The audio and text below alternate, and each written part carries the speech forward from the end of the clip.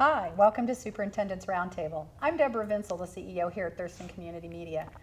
Periodically, we meet with the superintendents from local school districts to talk about education and issues surrounding it in our community. We're pleased to have with us today the superintendents from the 4 largest districts in Thurston County. Please welcome back to the table Debra Clemens from the North Thurston Public Schools, John Bash from Tumwater Schools, Brian Wharton from Yelm Community Schools, and Patrick Murphy from the Olympia School District. So, thanks for coming back to the roundtable. We appreciate it. Thank you. So we've rounded the corner. This is our first Superintendent's Roundtable in 2019. How's the school year going so far? Why don't we start with Patrick on that one? Well, thanks again for having us, Deb. We appreciate it. It's been a wonderful first half of the school year. It's hard to believe it's 2019. I don't know if people write checks anymore, but somehow you make that mistake and you don't have to put the 19 there. But we've had a great start. Wonderful teachers and staff. Our families have had a wonderful start to the school year. I'd like to probably emphasize just a couple of things that we did at the beginning of the year here in Olympia that we're pretty excited about, that we talked about previously with you. We have kicked off our one-to-one initiative with our laptop computers that were graciously provided by our community and our tech levy. And that's happening at 2 of our middle schools, at Reeves Middle School and Marshall Middle School, and we're learning a lot. We're doing a lot of outreach to our community about technology. We're screening different movies about the good and the bad of technology and how it can impact you in terms of your mental health. Related to health and safety, we've had a great partnership at the beginning of the year with the Olympia Police Department and doing some things around school safety and emergency response and making sure our schools are more secure. So it's been great. A lot of teaching and learning going on and some exciting things that we are very excited about in Olympia. Great. So how's the school year going for you, Brian? Things out in Yelm are wonderful. We've had a great first half so far. Our teachers and our staff came back very focused on student achievement. We have a lot of very positive student achievement indicators. We're happy that a lot of the training we've provided over the last 2 years has really taken hold in the classroom, and we're really excited about some of the work that's gone on there.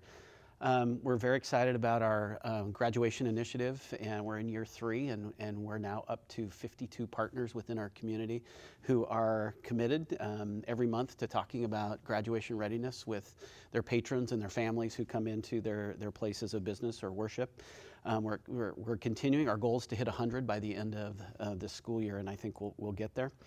Our school board tasked us with having a community-wide conversation about safety, and not just some of the safety things that make the news, but what are the different safety conversations that take place in a district such as ours, very expansive square miles of district, so what are the things that we can do to make kids safer there. We've also taken on a lot of initiatives around developing our leaders, and we want to not just work with our current leaders, but really focus on the next generation of leaders for our schools. So it's been a very positive, very upbeat first half to the year, and we're looking forward to continuing that. Great. John, how's it going in Tumwater? Well, after a bumpy start, we had some labor tension with our teachers, a teacher strike that we were pleased to see end with an agreement with our teachers. And so bargaining has been something we've been engaged in and continue to be, with our office professionals being the final group that we're working with. But once we did get started with the school year, our 2 projects at East Olympia and Tumwater Hill are progressing as we planned, despite all this rain. And in addition, we're piloting an elementary Spanish language program, which is a new piece for us at East Olympia. And we're blessed to have a bilingual teacher willing and eager to test drive that for us. It's kind of a transition year in a lot of ways. We've also assembled a boundary review committee, which is always exciting.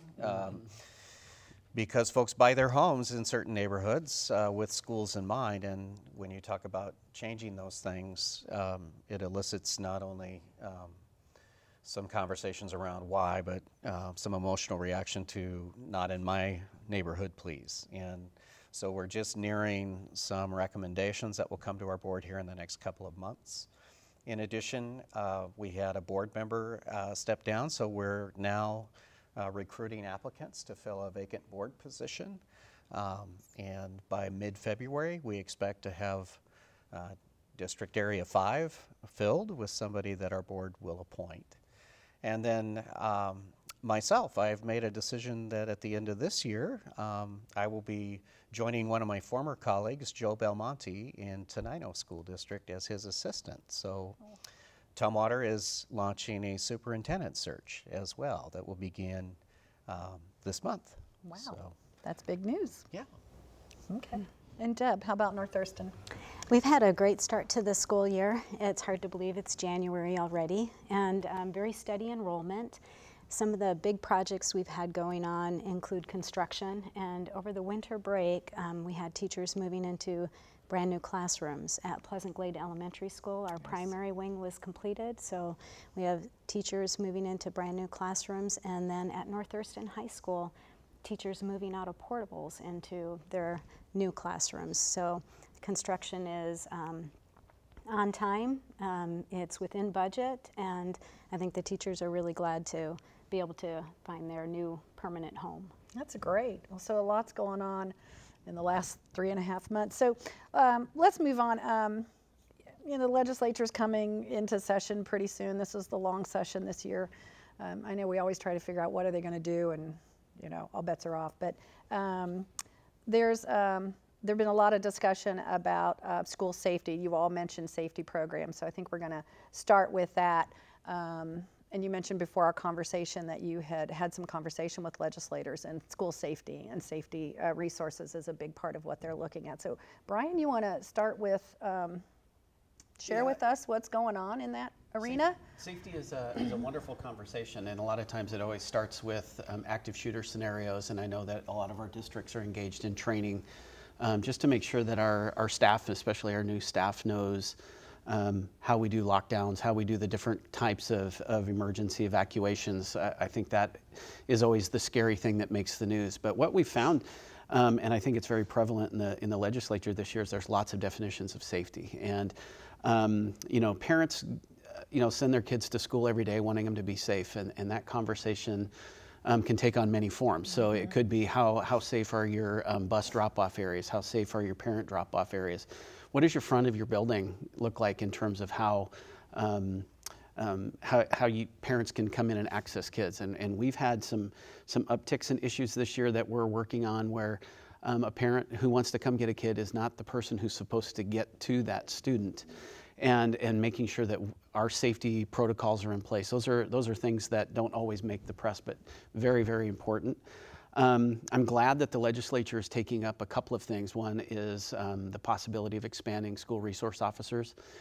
In Yelm, we're unique. We're in 2 different counties and a municipality, so we do have a resource officer from Yelm Police, but we're hoping to expand, that some expanded resources would come our way, because we do trip over some jurisdictional things at times in Thurston County and Pierce County. Mental health is a huge topic of school safety, and how do we support kids? The homeless conversation comes into the mental health conversation as well. I think that we're starting to see some discussion of how do you look at that in a holistic way of combating homelessness, combating opioid addictions in the family, and how do you provide different supports to help families get on their feet. I know that I think between our 4 districts, our homeless numbers are moving up quickly, and we're going to have to respond. It's not a part of basic education, but it's really become part of what we do. Awareness and training are things that we have to locally try to provide. I think every school district is unique in this conversation of safety. And one of the things that we've tried to pilot in Yelm this year is a safety series. And we've already done one on the concept of active shooter readiness, but we have another one coming up that's on cyber safety and harassment, intimidation, and bullying, and the very real problem of trafficking of youth up and down the I-5 corridor. So it's a very broad, expansive topic, and I think the one thing that is true is that it will take all agencies, not just turning this into an education issue, to be able to combat some of these topics. Could we loop around back to the homeless student issue? Because it just triggered something with me. Are you finding that the increase in your homeless students are folks who are moving to the area who can't find housing, or folks in your districts who have lost their housing? Both. Yeah. I don't know that it's one thing or the other. I think that every family circumstance is different. What some of the more prominent stories that we've dealt with in Yelm this year is the loss of one parent within that family, and just kind of the exigent circumstance that goes along with that has forced a family to try to find other ways to make ends meet. The blending of families is also difficult. There's just not enough resources sometimes. But we do have a population that is been homeless in other areas and comes to our community and continues to need those supports. Okay. Anybody else want to jump in on this conversation, safety and I would just issues? answer your last question by adding that many of our existing families report that the increasing cost of housing, both rent and ownership, is pushing more and more families out of the affordability at the lower end of the rental market in particular. And then what we hear from the Family Support Center here in Thurston County is that they have a growing list of folks waiting for subsidized housing. So we know that the housing availability issue hits this population particularly hard, but we're also hearing of working families that are struggling to figure out how to meet the increased housing costs and also pay all the other bills. I did want to add on that it's thanks to the support of community organizations. St. Mark Lutheran Church, which is located in Lacey, has opened up a space that they provide laundry services to homeless youth. And so schools can't do it alone. In North Thurston, we've been watching and supporting homeless youth, encouraging children who are struggling and families who are struggling to share that information with us so that we can help connect them to resources. I think there's a stigma associated with being homeless. If you can no longer afford your apartment and you're living in a car, sometimes you don't want anyone to know. And we need families to know that when they're in that situation, if they let us know, we can help connect them to resources. Last year, we just certified the 4-year graduation rate in North Thurston. For homeless youth, the state average is about 55% of homeless identified youth graduate on time, and in North Thurston we're up to 72% with that particular student population. So we know that having resources and people that can focus on helping families get to those resources, even though we're not providing the backpacks of food, they're provided by the community. We can be a part of fixing that puzzle that they have. Patrick, anything to add? Probably add one other piece. It's to Brian's point about the widening definition of school safety. It's interesting that you started with that, and we started talking about homelessness and different things. And the reality is that, as Brian mentioned, that these violent intruder type of situations, which dominate the news, are very, very unlikely. And a student is much more likely to be harmed by themselves. And State Superintendent Reichdahl released a statistic a couple of months ago that said that we lose 2 students a week in the state of Washington public school system to suicide. And so the emphasis on mental health support for our students, if you look at the Healthy Youth Survey data across all 4 of our districts across the county, reports of anxiety and depression, suicide ideation, planning, actually carrying out an attempt is up across the board. And so some of that is, not some of it, it is across socioeconomic levels. So it's not just low-income families, it's all economic levels that are being impacted. And that level of anxiety and that fear that some of our kids are experiencing is impacting them academically and their ability to pursue their goals in the future. So I just think it's a huge issue that if we're going to meet our goals academically with our students and our families, we are going to have to tackle the mental health issues that are prominent across the spectrum in our schools. And we had a meeting with some legislators this morning that were talking about some increased mental health support for schools, and I'm hopeful that we'll see that come to fruition. I also think that, as I mentioned, with homeless youth, there's a stigma associated with that. We have to continue to remove the stigma that's associated with mental health, with depression, so that kids and families know that if they have an issue, that they have caring adults that are willing to help them and connect them to resources. I heard somebody say that what they'd really love to see is when somebody says, a kid says, you know, I've got a problem with my elbow, it kind of hurts when I do this, that they say, oh, well, we'll do this. It'd be, I'm having a problem with some thoughts, I'm just having a hard time getting rid of those. It's the same reaction. We treat it the same way. There's no stigma attached to that. That's where we'd love to get to. Okay. Let's move on to, loop around to particular funding for things like special education. That's something that I know we've talked about in the past, but not in any great depth. So, Deb, you want to start that conversation and what's coming up with that? Well, one of the things that we talked about this morning was reminding people that special education is part of basic education for students who qualify for services. I think all of our school districts are actually doing a much better job of identifying students for services, and sometimes people think of a special education identified student as a student with very significant cognitive delays or physical needs. And the reality is 90% of the students who qualify for services look and behave very similarly to their peers. So students who don't qualify for services. In North Thurston Public Schools, the percentage of our student population qualifying is up to 14.2%. And the state funds up to 13.5%. So we're identifying more students, which is good that we're able to provide those services, but the funding isn't there to reimburse the districts for the cost.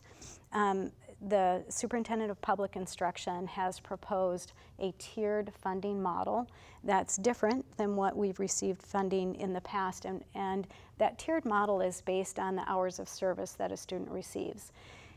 I think that's appropriate because some students may only receive an hour of service or half hour of service, whereas other students are within program for several hours a day. So it seems to me with having reimbursement that's aligned to the level of service, hopefully it can result in greater funding for school districts like North Thurston that have more students qualifying for services and a variety of services. JBLM is considered a compassionate placement for servicemen and women who have children who have special needs. I think that impacts all of our school districts to some extent. I know it impacts our school district with just having more families within our immediate community who have children who have needs. In particular, we've had a growing percentage of our students on the autism spectrum and needing additional support. Last year, we expended about $25 million of our budget just for special education services, and the state reimburses about $13 million. So there's quite a gap there. The proposal from OSPI doesn't cover that gap, but it's a step in the right direction. There's also a program called Safety Net, and that provides the opportunity for school districts to submit for additional reimbursement for those students that have extensive services. So if a student is medically fragile and the district hires an LPN to provide support for that student, you would be able to, as a school district, apply and get additional reimbursement.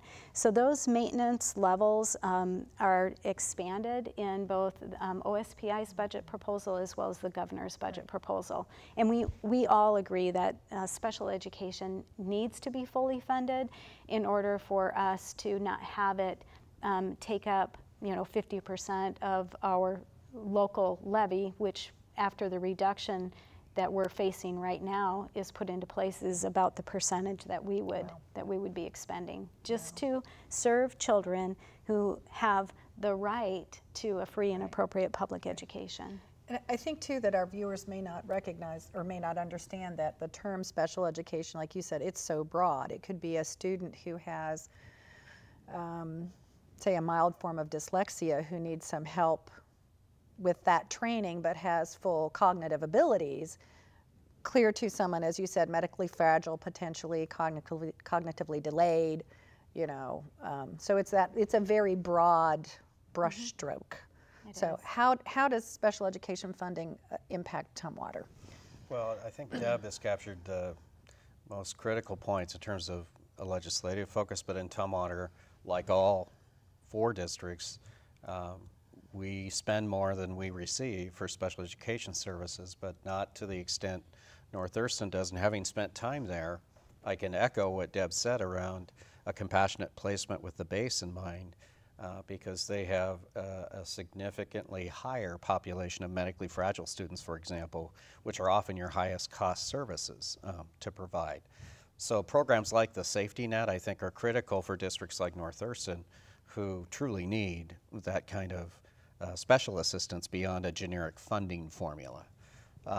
Beyond that, I would just say that the headlines read at the end of the last legislative session that education now is fully funded. Well, here's a great example of not the case. Right. They have not fully funded it. And I think we could add to that ESL services for students learning English as a second language. We spend more money for that than the state gives us. Highly capable services for our kids who are gifted and talented. We spend more money than the state provides us for that. And homeless, we've already talked about it. We get some federal funding for homeless services. We well exceed, just for transportation services alone, what we receive via OSPI to provide those kinds of services. So there's a long ways to go still in terms of fully funding basic education. And the definition, it's birth to 21, it's not K-12. So we're providing, and we enjoy providing, it's a great opportunity to help students transition through age 21 and move into employment and independent living. We're having great successes, but you can't do it knowingly underfunding it. So you have to fund it fully to be able to provide those services. Right. Patrick, anything to add? We're in the same boat. We subsidize special education by millions of dollars in the Olympia School District because those students, as others have said, have the right to a free and appropriate public education. And if that was taken care of and adequately funded, it would take care of a big part of the deficit that we're facing next year. Well, speaking of adequately funding, let's talk levy restoration. Sure. So, sure. How about that? Well, Deb, you might recall from previous visits here that we talked about when the McCleary fix came out, the charge was the state was not fully funding basic education, and that local communities were making up that. And so we talked about this whole idea of a levy swap, that what we'll do is we'll take those local levies and we'll reduce those and we'll increase it with a state tax, and therefore we'll just swap it. And the money will be the same, and now the state will take care of their part of the bargain, and they'll meet the McCleary, and the Supreme Court will take them off the hook. Well, that kind of happened. The Supreme Court did say that, you know, what you did satisfies their requirements for now, and so they have cleared the McCleary hurdle. But the fact is that when they did that, it had a massively inequitable impact across the state. The way they changed the law was that school districts could only collect up to $1.50 per $1,000 of assessed value. And I shared this example this morning because I think the Olympia School District is a really good illustration of why this doesn't work. So school districts were allowed to raise up to 28% of their total budget through a local levy. And we have about 10,000 students in the Olympia School District, and our budget is about $100 million, which is pretty good whole numbers to work with. So if we have a $100 million budget, we can, if our community approves of it, we can tax and raise an additional $28 million, 28% more. And we did that in Olympia, and our voters, again, graciously approved it. And it cost us about $3 for every $1,000 of assessed value to raise that 28%. Well, when the law changed and it went from to $1.50 was the max you can do, we were at $3 and we go down to $1.50, we just, instead of raising 28 million, we only raised 14 million. Now you could have a similar district to Olympia, probably up in King County, that has 10,000 students, and they raised that same 28% because their property values were double what they were in Olympia. So if our property values were $10 billion for all the property in Olympia, and that raised that 28 million, and theirs was $20 billion, when it got lowered to $1.50 for them, it stayed the same. It stayed the same. So they were already raising 28% at $1.50. We were raising 28% at $3. When it got lowered to $1.50, we were cutting it in half. When they got lowered to $1.50, they stayed the same. That's really the whole gist of the matter with the levy. And so property-rich school districts have not been nearly impacted. Many to the north of us are collecting close to 100%, if not 100% of their previously passed levies. So that didn't impact them. And many of those districts, as we've talked before, and it's not on our agenda to talk about today, are also getting regionalization. So remember, we said there were school districts that were getting 24%, 18%, 12%.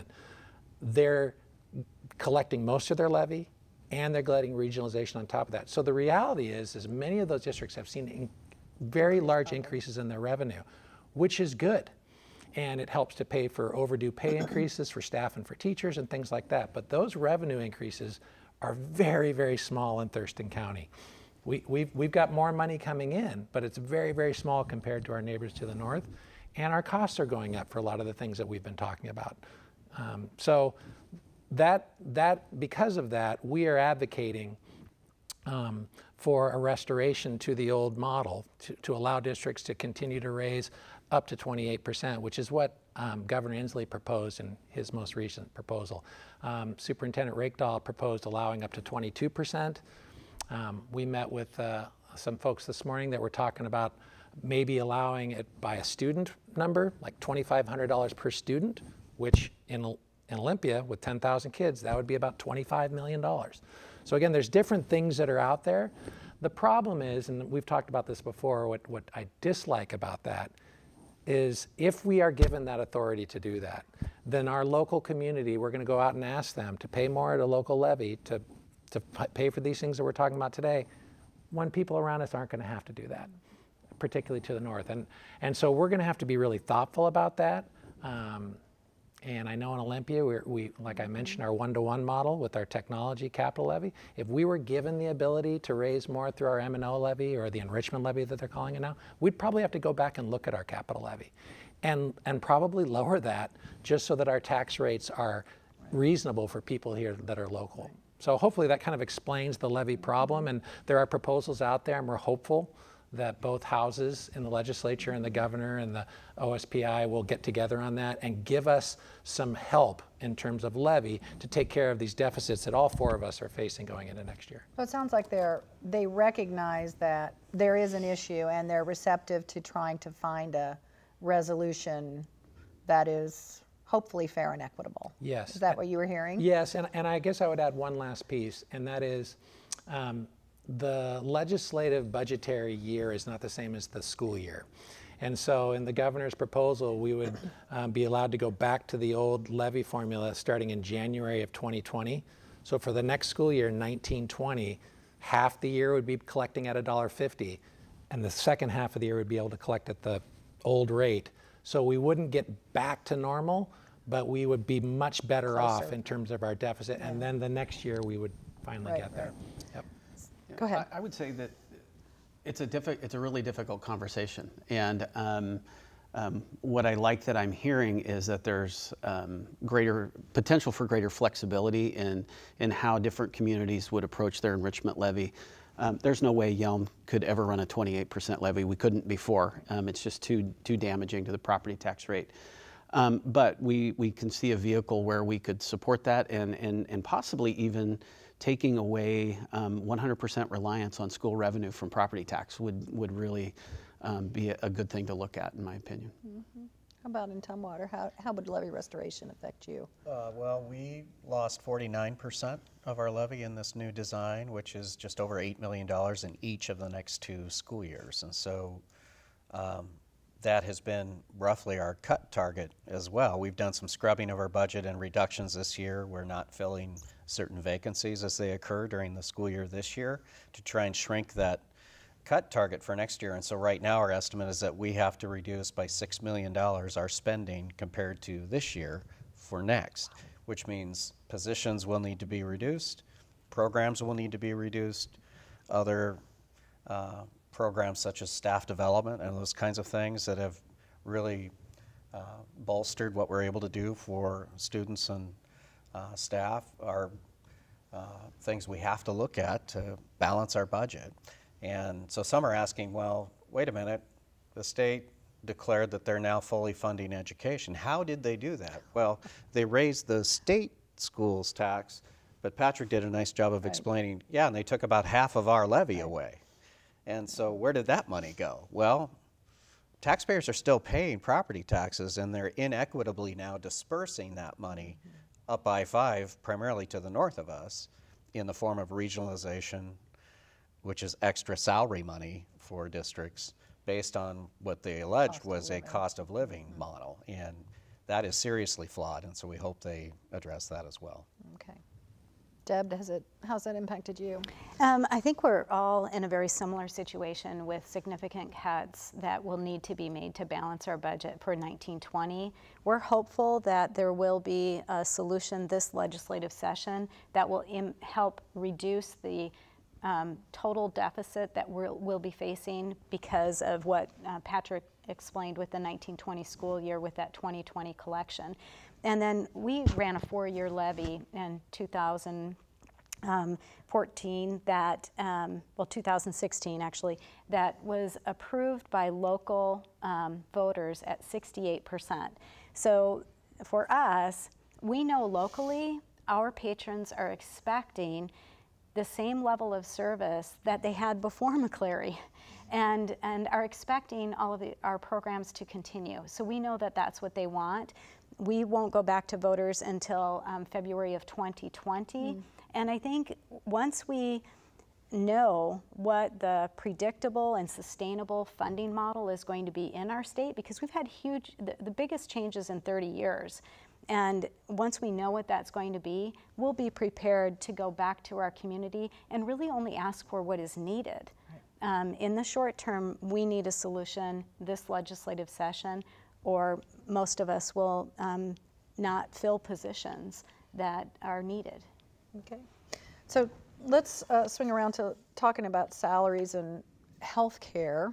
It's all about funding and how it comes to you. So John, what's going on in Tumwater relative to healthcare programs and salary allocations for, I'm presuming, certificated and classified, or just across the board? Yeah, all education employees. So I'll start at the state level, and it's referred to as SEB, S-E-B-B, the School Employees Benefits Board. So when we say SEB, it's basically the new benefit program that will be state operated, much like the Public Employees Benefits Board is for state employees, which has been in place for years.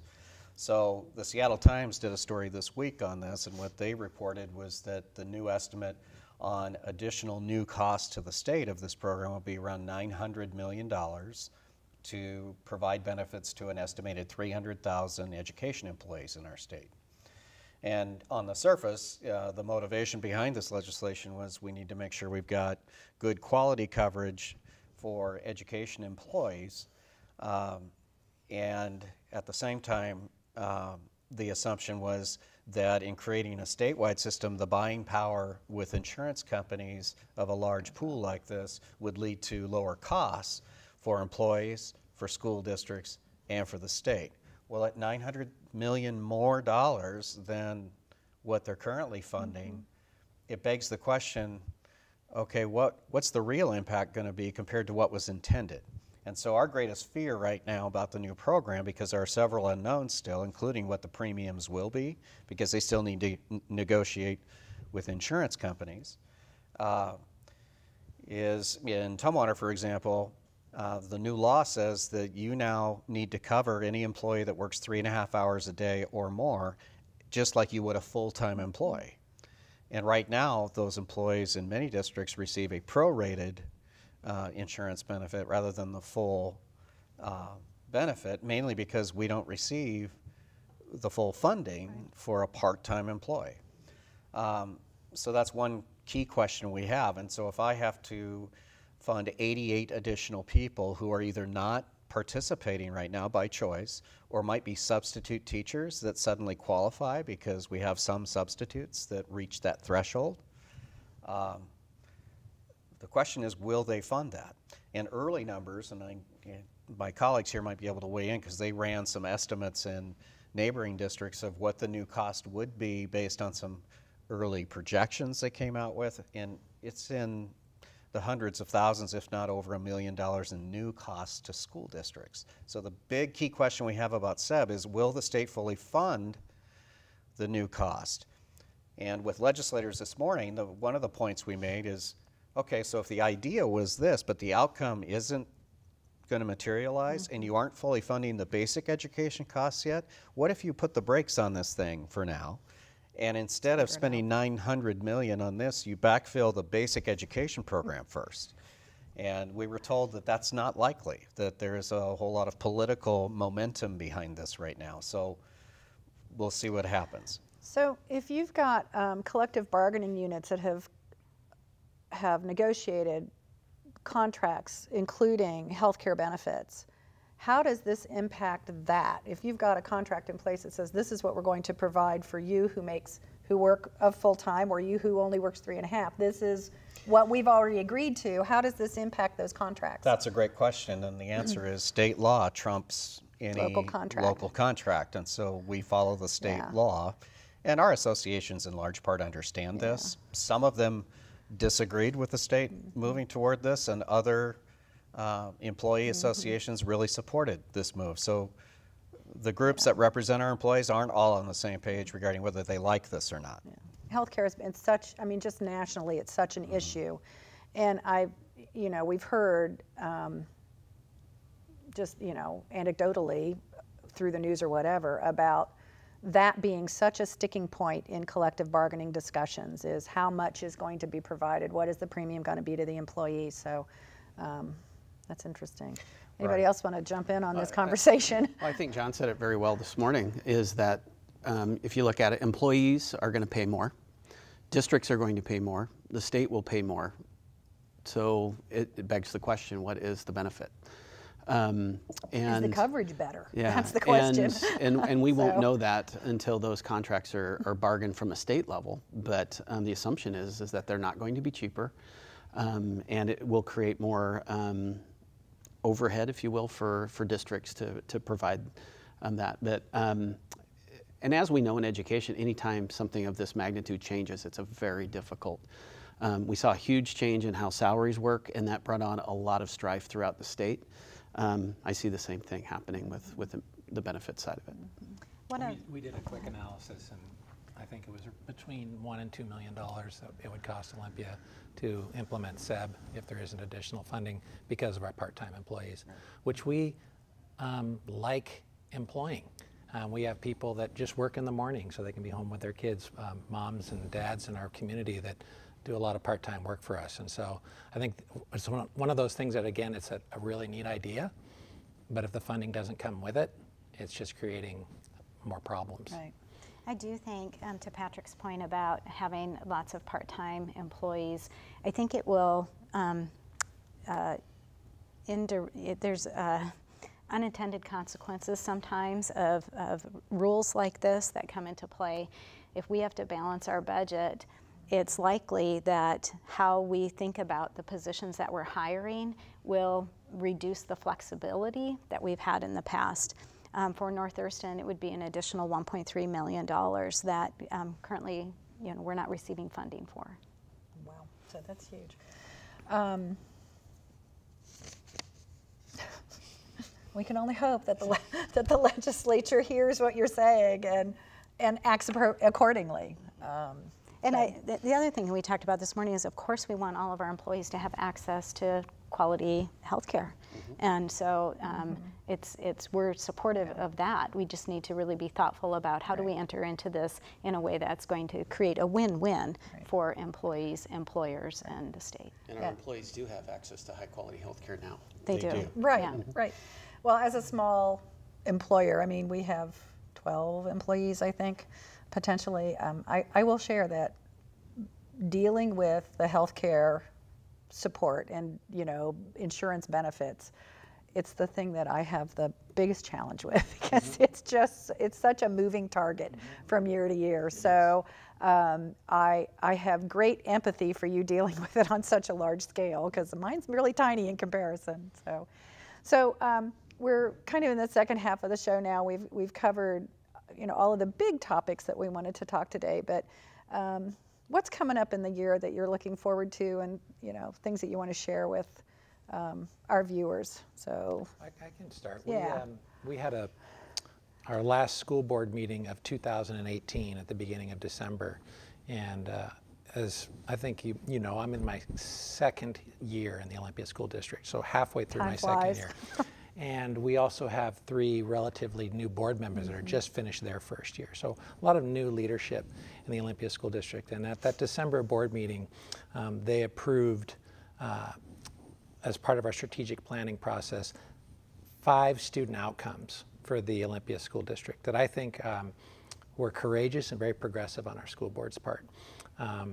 They are a little bit different than maybe what you would see if you looked around the country or the state on what it is that school districts set for goals and outcomes for their students. But there's some traditional outcomes in there as well. And some of these match with what we've seen with districts around us. They speak to, in these outcomes, to things like compassion and kindness that we want all of our students to have. We obviously talk about that academic preparedness, that we want our students to be prepared for those things that they want to pursue when they leave our system. In these outcomes, they talk about mental and physical health and wellness for our students, and that what are we doing to make sure that our students know how to advocate for their own mental health, but also to look out for their peers and their family and their loved ones. As part of these outcomes, our school board specifically talked about having the courage to confront personal and systemic bias. That if we really look at what's going on in our system and those historical opportunity and achievement gaps that we see with certain groups of students year after year after year, we aren't going to be able to do anything unless we really confront those biases personally and within our system. And when we're talking about students of color impacted by poverty, special education, it's consistent in every district I've worked and everywhere I've been. So we're really talking about doing things differently. And then lastly, there's an outcome about our students being critical and collaborative thinkers in this global world that they're living in that's shrinking every day because of technology. So I'm really excited that we've settled on those outcomes in the Olympia School District. We had over 50 community groups that we went and met with throughout the first half of the year. Every single staff in every single school, every parent community group, service clubs. We had thousands of people respond to surveys, and so it was a very inclusive and collaborative process, and I think they landed in a really good place. Now the big work is going to be, what does that mean? Right? When we talk about these ideals, what does that mean for our teachers and our staff? What does that mean for our students and our families? How do you measure those things? And I know that my colleagues to the right of me here have done some really good work around that in their strategic plans about thinking of unique ways to measure student progress other than just 3rd grade reading level, which is super important, but all these other things aren't measured that way. So we've got some more work in front of us, but it's exciting work. I think it's the real work, especially as we're going in and having these tough discussions around budget. I think it really focuses us on what we really need to do to best serve our students and our families. So I'm excited about that. I'm excited about the ongoing equity work that our school boards are doing in the region to make sure that all of our students are being successful, and looking forward to the second half of my second year. Okay. Brian. Our heavy lift right now is we're making another attempt at a bond measure, and our facilities range. I think our oldest facility is Lacamas, 1914. Some of the buildings there historically protected all the way up to our newest building is 13 years old. And so we've made 3 attempts, and after our last one failed by 64 votes, we went back to our community and said, what are we missing? What are we not seeing? Help us look at this differently. And we engaged a new group of about 25 professionals in the finance industry and the construction industry, people who've built schools, do this for a living, and went out to our community and asked the really hard questions, and we got some very difficult answers as well. And as a result, we have a new proposal. We decided to not go in the route of remodeling schools. We just said we have 2 that we have to replace. But the really exciting piece is that our community says upgrade safety at every campus. And so what was a $2 million piece in our last bond is now an $8.5 to $9 million piece in the new one. So every building, all of our 9 campuses will engage in what does their entry safety look like? What is the fencing and lighting? What is the protections that we need when we bring buses and patrons onto our sites?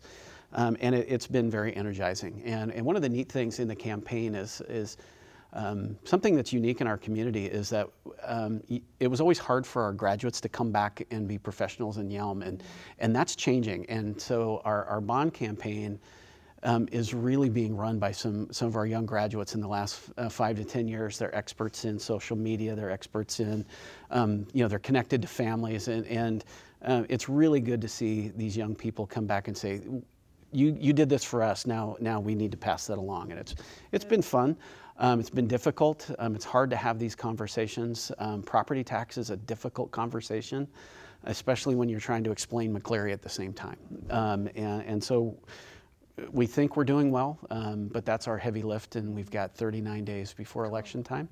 But it could be a great thing for our school district. Okay, so bond coming up in February. Yep. Okay, John. Our board this fall passed an equity policy, ensuring educational equity, and that was after a full year of work they engaged in, not only learning themselves, but researching other policies in districts across our state, with a focus being on the achievement gaps Patrick mentioned, and we're pleased that we're seeing those gaps close in Tumwater, but also believe that we have ongoing work to do. And so we're in our third year currently of cultural competence training at every single building, where we're now developing a cadre of teacher leaders and teacher trainers who are going back to their buildings after receiving training to deliver that training then with all of our staff. Feedback has been very positive about that, even though some of that training can be uncomfortable if it really rattles your way of thinking around differences. But the feedback has been, after I get through the discomfort, it's really healthy and powerful what you learn and take away from that work.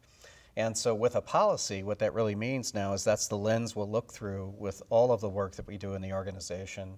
The next big opportunity for our board will be as they select a new board member and a new superintendent, count on that being among the criteria they consider for people who will lead the organization. Safety has come up several times. Just before the winter holiday, we had a few incidents at our high schools of students writing things on a bathroom stall or writing on a desk that there would be a shooting. And you now have to take all of those things seriously, even if your risk assessment indicates, well, there's really nothing credible to it, but it's incredibly disruptive to a school program because of the fear it creates. We saw attendance plummet on the days where we had to inform our families that we discovered this. And so in response, we're hosting this coming Monday night, a safety forum in our community where we'll not only be sharing how we deal with those kinds of threats, but answering questions parents might have around how we handle that sort of thing.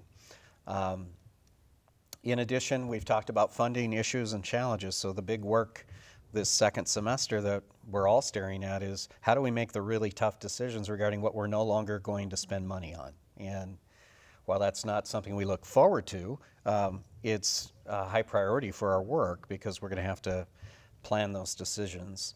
You heard earlier that the legislature's timeline doesn't really lend itself to school district budgeting, so we're going to have two plans in Tumwater. One will be the deep cut plan, and then Plan 2 will be a restoration plan, so if we do get some relief, and we're hopeful about that, we got a plan to bring positions back or bring programs back. And you all have to have your budgets completed by when? Not until August. Oh, in August, okay. Yeah. Right. Part of the challenge is most of Right. the staffing begins in the winter to spring of the year Right. for the next fall. I didn't want to cut you off, but I was like, there's No. a date in there I knew. So. Yeah, no, that's fine. And then I've already mentioned the leadership changes that will occur. The one great thing about a superintendent search in a school district is it gives the system a chance to weigh in on what do we want for the future, what's going really well, and what do we want to improve. And so that'll be part of the process that rolls out here in the next few weeks. Okay. Deb, what's coming up? Well, we've had a project that we started in the fall that's going all year, and it's a partnership with the City of Lacey and the South Sound Chamber, and it's to document 100,000 acts of compassion. And so we have a link on our website where anyone in our community, including all of our schools, can submit their compassionate acts. The goal is 100,000 acts of compassion, and as of the winter break, we're up to over 33,000. And so that's pretty exciting. Our students have done wonderful projects. Some aren't brand new, but just as an example, Timberline High School students made blankets for homeless children, families, 170 blankets that Wow. were made. So Good for them. that's the good news for North Thurston. Good. Well, I want to thank you all for being here today. I know it's can be a challenge to get everything on your schedules to mesh so that you can spend some time with us, but we really do appreciate it. And good luck with what's upcoming. I hope the legislature hears your concerns and acts appropriately. We all pray for that. And we'll see you again at the next roundtable in May. Thank you for joining us. If you're the parent of a preschool child, please read with your child 20 minutes a day. It's one of the best things you can do to get them ready for their education. And while you're at it, throw in some simple number games and counting so they get a little interested in math. If you're the parent of a school-age child, get involved with your child's education. There are many ways that you can help at your school, either as a volunteer in the classroom or for other projects. Check out your school's website, talk to your child's teacher or principal to see how you can involve yourselves. Thanks for being with us here at the Superintendent's Roundtable. We'll see you again in the spring.